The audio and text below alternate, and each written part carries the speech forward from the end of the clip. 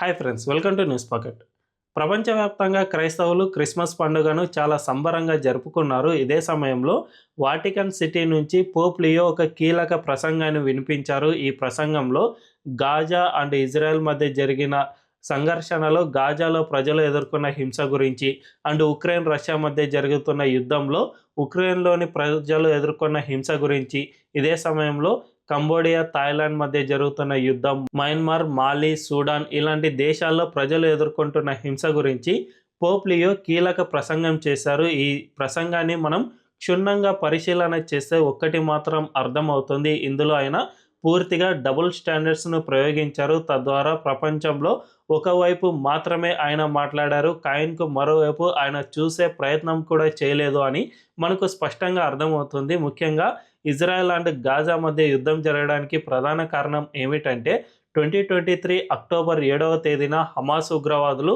ఇజ్రాయెల్పై పెద్ద ఎత్తున దాడులు చేశారు. అక్కడ ఉన్న ప్రజలను ఎక్కడికక్కడ చంపేస్తూ వెళ్ళారు. చిన్న పిల్లలని కూడా చూడకుండా వాళ్ళను ఓవెన్లో పెట్టి వాళ్ళను కాల్చి చంపారు. ఈ విధంగా పెద్ద ఎత్తున మారణ హోమాన్ని సృష్టించారు. అంతేకాకుండా చాలా మందిని బందీలుగా ఎత్తుకెళ్లారు. ఇది ప్రపంచంలోనే జరిగిన అతిపెద్ద ఉగ్రవాద దాడుల్లో ఒకటిగా పరిగణిస్తారు. దీనికి ప్రతీకారంగానే ఇజ్రాయెల్ గాజాపై పెద్ద ఎత్తున దాడి చేసి హమాస్ ఉగ్రవాద సంస్థను పూర్తిగా అంతం చేయడానికి ప్రణాళికలు రచించింది. ఈ యుద్ధానికి హమాస్ ఉగ్రవాదులకు ముఖ్యంగా ఆ దేశంలోని ప్రజలు సైతం మద్దతు ఇచ్చారు. ఈ ఉగ్రవాదులు పెరగడానికి ఈ ప్రజలు కూడా ప్రధాన కారణం కాబట్టి ఒకవేళ యుద్ధం గనక జరిగితే ఖచ్చితంగా ప్రజలు అనేవాళ్ళు నష్టపోతారు. ఇది అందరికీ తెలుసు. అయినా కూడా వాళ్ళు ఈ హమాస్ ఉగ్రవాదులకు మద్దతు ఇచ్చారంటే ఖచ్చితంగా అక్కడి ప్రజలు కూడా ఉగ్రవాద భావజాలంతో ఉన్నట్లుగానే అర్థం చేసుకోవాలి.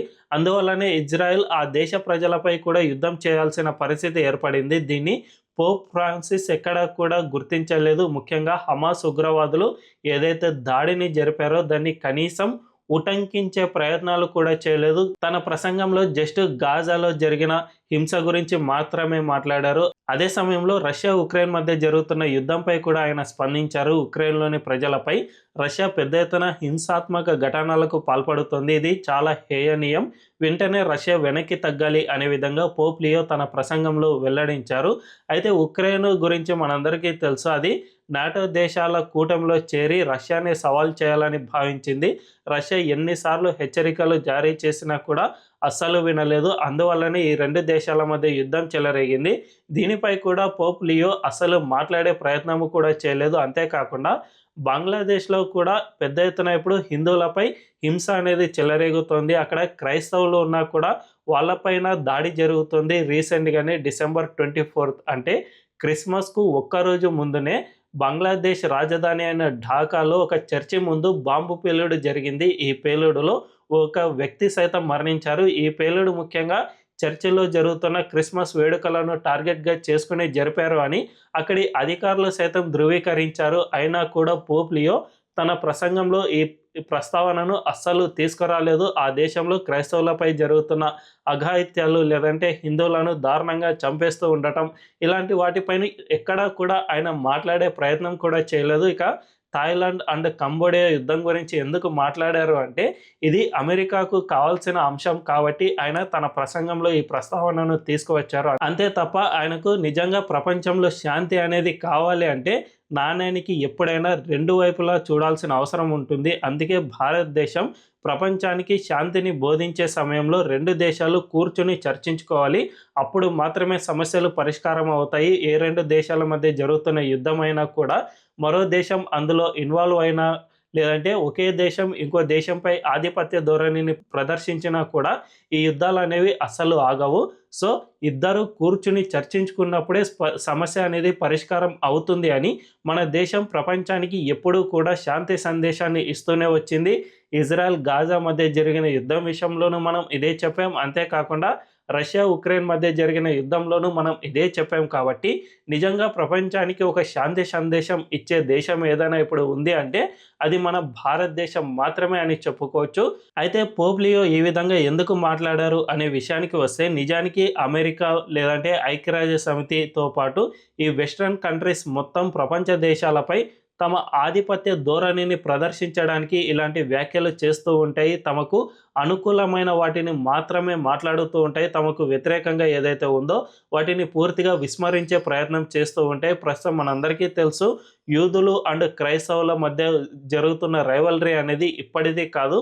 హిట్లర్ లేదంటే జీసస్ పుట్టిన సందర్భం నుంచి ఇలాంటి రైవల్రీ అనేది మొదలవుతూనే ఉంది. కాబట్టి యూదులను ప్రపంచంలో క్రైస్తవులు అనేవాళ్ళు మారణ హోమాన్ని సృష్టించారు. అదే మారణ హోమమే రీసెంట్గా హమాస్ జరిపిన ఉగ్రవాద దాడిలో కూడా మనం రీసెంట్ టైమ్స్లోనే చూసాం. కాబట్టి యూదులను అంతమొందించే ఉద్దేశంలో భాగంగానే పోప్ ఫ్రాన్సిస్ ఇలాంటి వ్యాఖ్యలు చేశారా అనే అనుమానం కూడా తలెత్తుతోంది. ఎందుకంటే ఈ ఇజ్రాయెల్ అండ్ గాజా మధ్య జరిగిన యుద్ధాన్ని మనం పరిశీలన చేస్తే ఖచ్చితంగా ఇందులో ఇజ్రాయెల్ తప్పు అస్సలు లేదు. ముందుగా ఈ సమస్యను హమాస్ ఉగ్రవాదులే లేవనెత్తారు. వాళ్ళు జరిపిన ఉగ్రవాద దాడిలో పెద్ద ఎత్తున మారణ హోమాన్ని సృష్టించారు. మామూలుగా కూడా చంపలేదు. ఒక్కొక్కరిని కత్తితో కోసి చంపడం, లేదంటే అవెన్లో పెట్టి వాళ్ళను చంపడం, కొంతమందిని ముక్కలు ముక్కలుగా నరికి చంపడం, ఇలాంటివి ఎన్నో అఘాయిత్యాలకు పాల్పడ్డారు. కొంతమందిని అయితే మహిళలని కూడా చూడకుండా బట్టలిప్పి మరీ వాళ్ళను రోడ్డుపై ఈడ్చుకు వెళ్ళడం, ఇలాంటి ఘటనలు అనేకం జరిగాయి. కాబట్టి ఇజ్రాయెల్ దీనికి ప్రతీకారంగా, అంతేకాకుండా హమాస్ అనేది ఒక ఉగ్రవాద సంస్థ కాబట్టి అలాంటి ఉగ్రవాద సంస్థలను పూర్తిగా అంతం చేయాలి అనే ఉద్దేశంలో భాగంగానే ఇంత పెద్ద యుద్ధం సుదీర్ఘకాలంగా ఇజ్రాయెల్ చేయసాగింది. అందువల్లనే ఇప్పుడు హమాస్ ఉనికి లేకుండా పోయింది అని మనం చెప్పుకోవచ్చు. సో ఈ పరిణామాలన్నిటినీ మనం క్షుణ్ణంగా పరిశీలిస్తే ఇందులో ఇజ్రాయెల్ది ఎటువంటి తప్పు లేదు. అది ప్రతీకార చర్యలో భాగంగానే ఈ విధంగా చేసింది అని మనకు స్పష్టంగా అర్థమవుతూ ఉన్నా కూడా పోప్ ఫ్రాన్సిస్ మాత్రం దీన్ని పూర్తిగా కప్పివేసి హమాస్ లేదంటే ఆ గాజాలో ప్రజల గురించి మాట్లాడడాన్ని చూస్తూ ఉంటే ఖచ్చితంగా ఇది యూదులకు వ్యతిరేకంగా చేస్తున్న చర్య అని స్పష్టంగా అర్థం చేసుకోవచ్చు. ఐక్యరాజ్య సమితి, అమెరికా కూడా ఇదే విధంగా చేస్తూ ఉన్నాయి. ముఖ్యంగా పాకిస్తాన్ నుంచి మన దేశంపై ఉగ్రవాద దాడి జరిగింది. పహల్గాం ఉగ్రవాద దాడిలో ఏకంగా 27 మంది మరణించారు మన భారతీయులు. అది కూడా మతం అడిగి మరీ చంపిన ఘటనలు చూసాం. కాబట్టి మన భారతదేశం పాకిస్తాన్పై పెద్ద ఎత్తున ఆపరేషన్ సింధూర్ నిర్వహించి ఆ దేశాన్ని పూర్తిగా నేలమట్టం చేసే స్థాయికి తీసుకొచ్చాం. జస్ట్ 2 రోజుల్లోనే ఆ దేశం మనతో కాళ్ళ బేరానికి వచ్చిందంటే మన దెబ్బ ఎంత పెద్దగా కొట్టామో అర్థం చేసుకోవచ్చు. అలాంటి సమయంలో కూడా అమెరికా పాకిస్తాన్కే సపోర్ట్ చేసింది. ఇక ఐక్యరాజ్య సమితి విషయానికి వస్తే అసలు ఆ సంస్థ ఎందుకు ఉందో మనకు అర్థం కావడం లేదు. ప్రపంచంలో యుద్ధాలను ఆపాలి, రెండవ ప్రపంచ యుద్ధం జరిగిన తర్వాత నానాజాతి సమితి పూర్తిగా విఫలం అయింది అనే ఉద్దేశంతోనే ఐక్యరాజ్య సమితి అనేది పుట్టుకు వచ్చింది. ఈ ఐక్యరాజ్య సమితి అయినా పటిష్టంగా పనిచేస్తుందా అంటే అస్సలు లేదు. అసలు అది ఎందుకు ఉందో, ఏం పని చేస్తుందో అనేది కూడా ఎవరికీ తెలియదు. ముఖ్యంగా చైనాలో వైరస్ పుట్టుకొచ్చిన సమయంలో కూడా ఐక్యరాజ్య సమితికి సంబంధించిన WHO శాస్త్రవేత్తలు అక్కడ కనీసం పరిశోధనలు సైతం చేయలేదు. అదే సమయంలో మన భారతదేశానికి వ్యతిరేకంగా అయితే అనేక స్టేట్మెంట్లు ఇస్తూ ఉంటుంది. మన దేశంలో మైనారిటీలకు స్వేచ్ఛ లేదు, ఇలాంటి చాలా స్టేట్మెంట్లు ఇస్తూ ఉంటుంది. దీనంతటినీ చూసుకుంటే అటు అమెరికా అయినా, ఇటు ఐక్యరాజ్య సమితి అయినా, లేదంటే యూరప్ దేశాలైనా, లేదంటే ఇలాంటి పోప్ ఫ్రాన్సిస్ లాంటి వాళ్ళైనా కూడా ఈ ప్రపంచంపై ద్వంద్వ వైఖరిని అవలంబిస్తూ ఉన్నారు. దీనివల్లనే ఉగ్రవాదం కూడా మంచి ఉగ్రవాదం, చెడు ఉగ్రవాదం అనే విధంగా డివైడ్ అవుతూ వస్తుంది. అమెరికాకు అది సపోర్ట్ చేస్తే అది మంచి ఉగ్రవాదం అవుతుంది, అదే కనుక వ్యతిరేకిస్తే అది చెడు ఉగ్రవాదం అవుతుంది. దీనివల్లనే ప్రపంచంలో ఉగ్రవాద దాడులు అనేవి పెరిగిపోతూ ఉన్నాయి. అంతేకాకుండా ప్రపంచాల మధ్య ఘర్షణలు అనేవి కూడా జరుగుతూ ఉన్నాయి. సో ముందుగా మారాల్సింది వీళ్ళే. అటు అమెరికా, ఐక్యరాజ్య సమితితో పాటు పోప్ ఫ్రాన్సిస్ కూడా మారాల్సిన అవసరం ఉంది. ఆయన చెప్పే శాంతి సందేశంలో ఎలాంటి శాంతి లేదు అని మనకు స్పష్టంగా అర్థమవుతుంది.